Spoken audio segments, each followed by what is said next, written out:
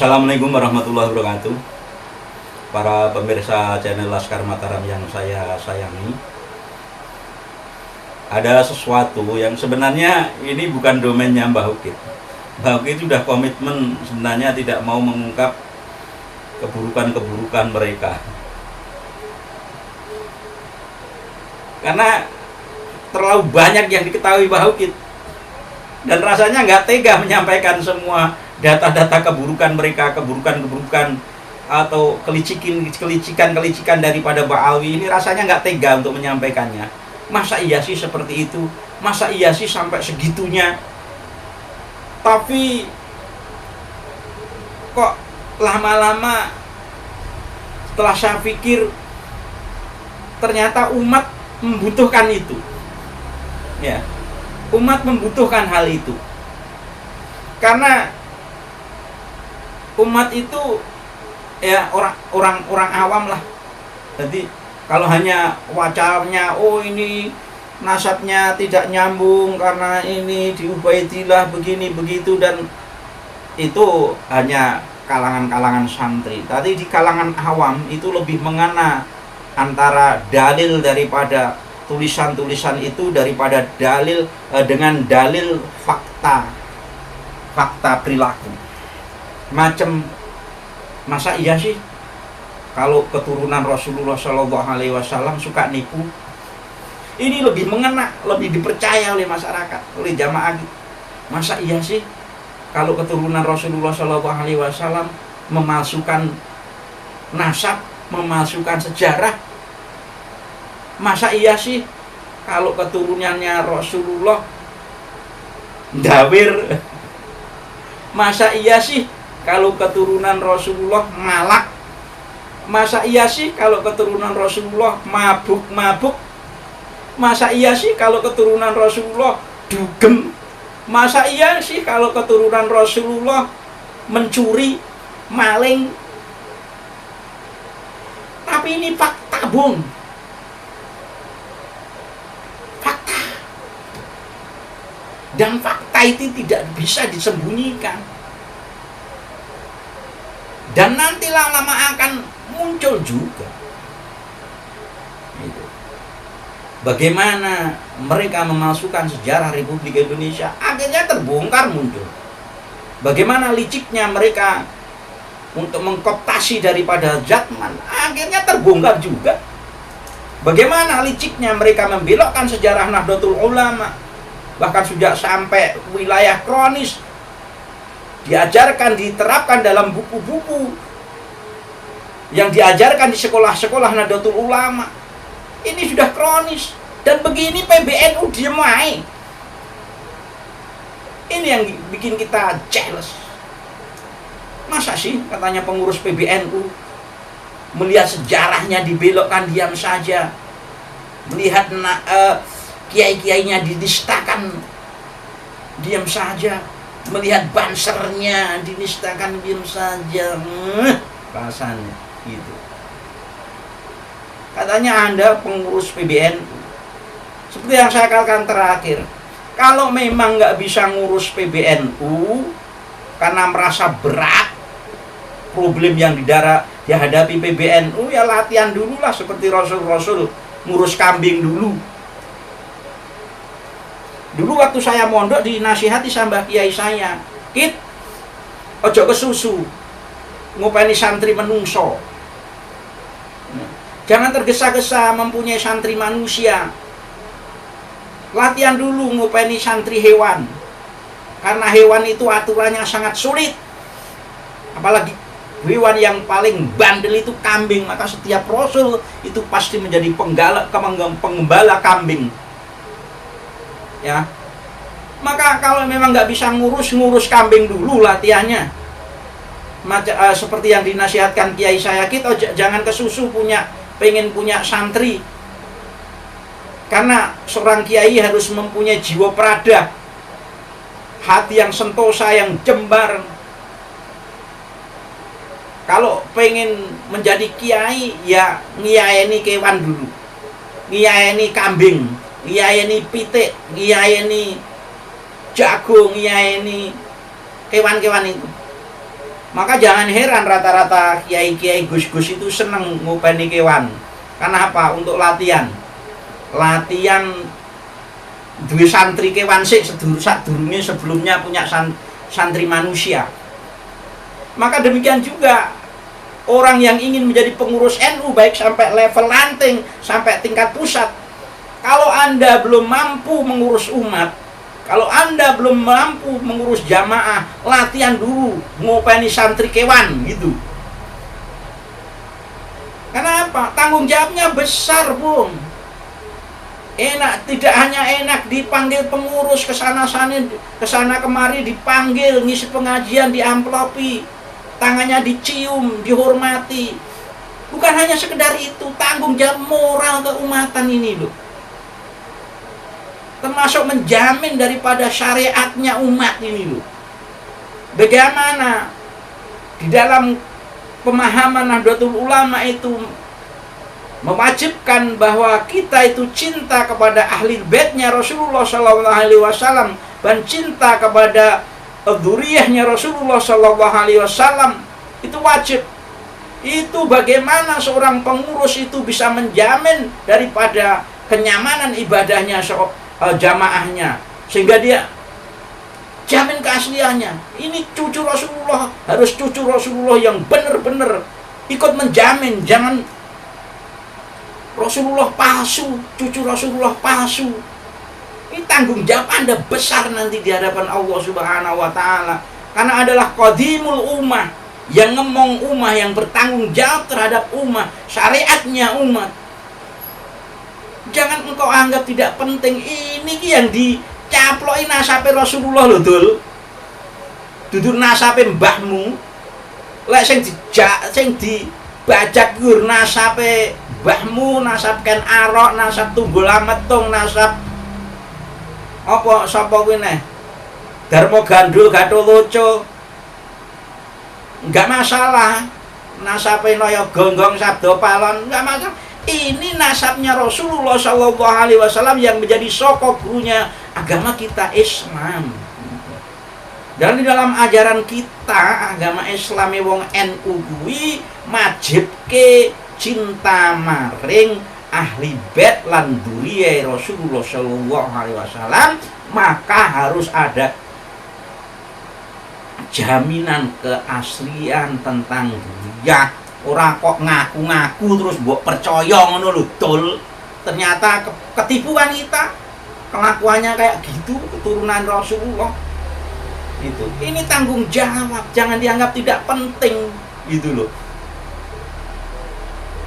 Ini pengurus-pengurus NU ini, kalau memang semua saya katakan, kalau Anda memang belum siap mengurus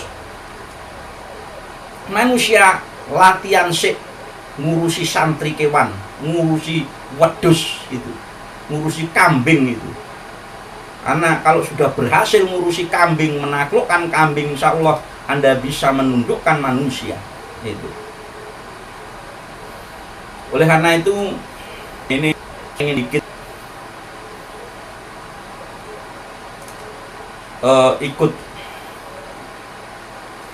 bukan mencoba membuka aib orang, bukan, agar hal ini tidak memakan korban.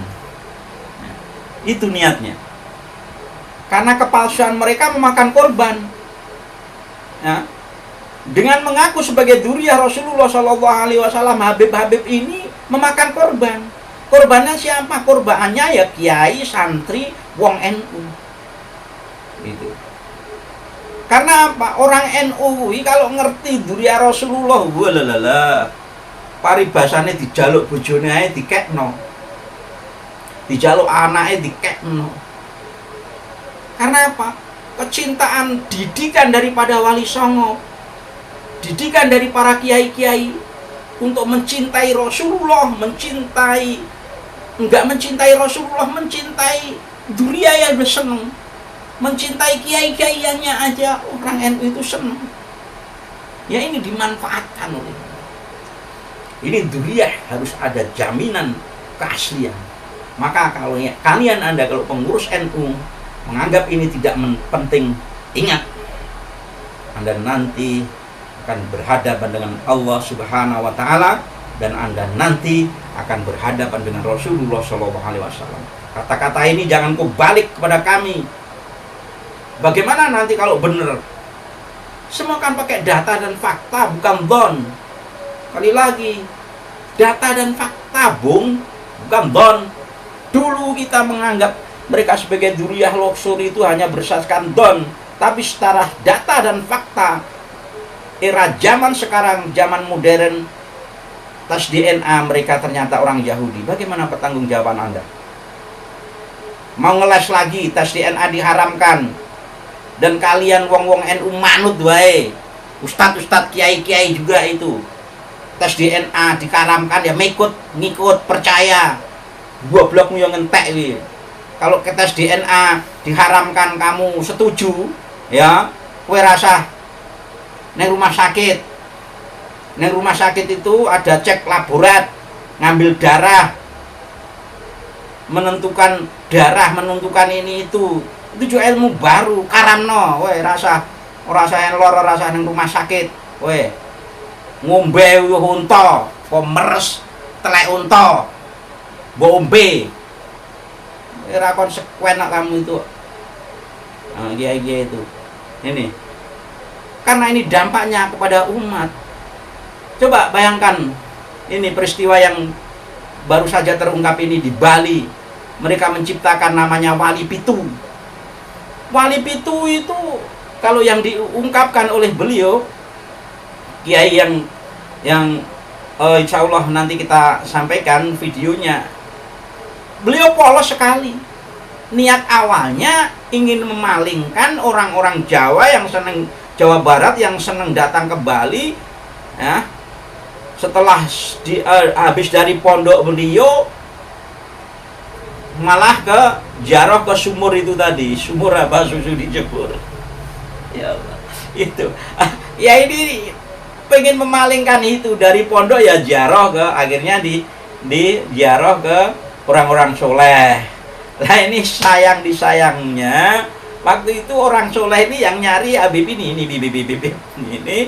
dan dikatakan orang soleh ini wali, terus disetting menjadi Wali Pitu, disetting lagi ziarah tur Wali Pitu, ujung-ujungnya apa?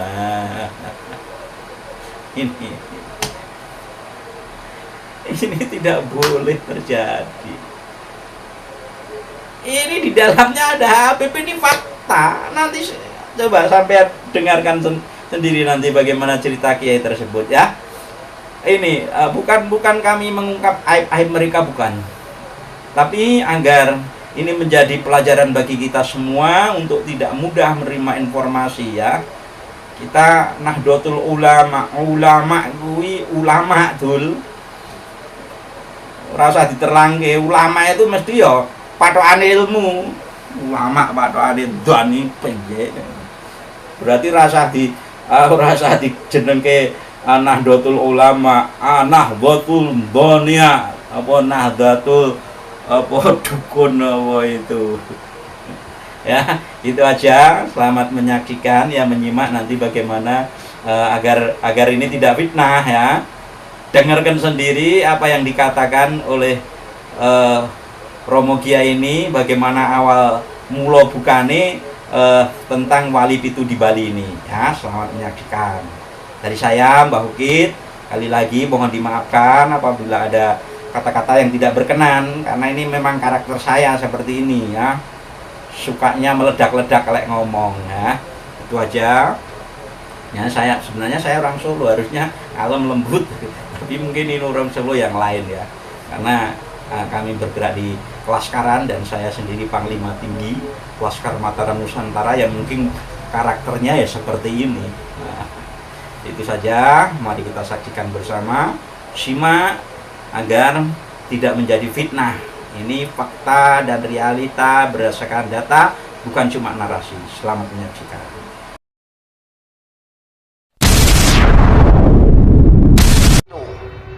Saya ikut andil memberikan masukan. Sebenarnya ide tempat ziarah itu idenya saya. Kemudian saya ketemu Habib Thoyib, saya bilang, Bib, tolong diteliti itu nasabnya, sanadnya, keilmuannya, amaliannya. Yang penting saya itu untuk mengalihkan pandangan orang Jawa Barat. Maaf ini Kiai, kebetulan di pondok saya itu sering ketemuan orang Jawa Barat. Ke rumah ketemu saya, ndonga metu. Habis itu kemana? Ke Kuta ndelok sumur. Itu Yai. Jadi oh gitu ya.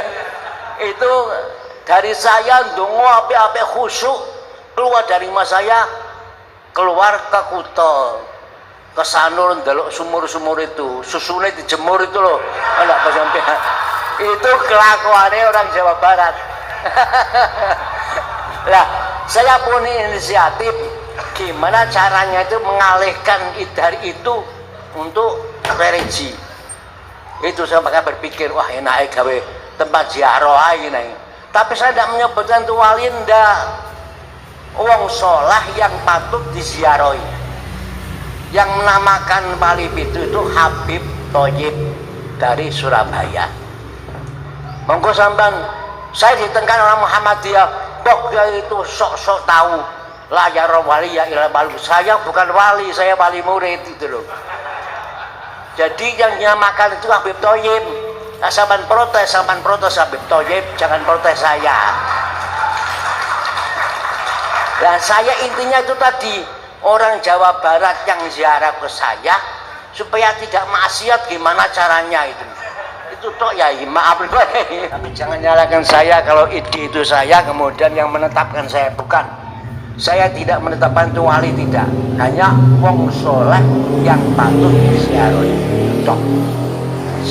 Terus ditamakan wali itu karepe Habib Thoyib itu mbok lanjutkan peneliti monggo. Ini sejarahnya seperti itu ya. Jadi maaf kalau sekarang viral dan sampean merasa tersesat dengan ziarah sana, ya monggo sampean teliti sik. Aja iki aja sik. Teliti bener ya. Baru durung monggar. Terima kasih Bapak. Jadi biar kami hormati, demikian keterangan saya. Dan sekali lagi monggo, jadi apa yang sampaikan para kiai tadi ini diamati, dicamkan, dipahami benar.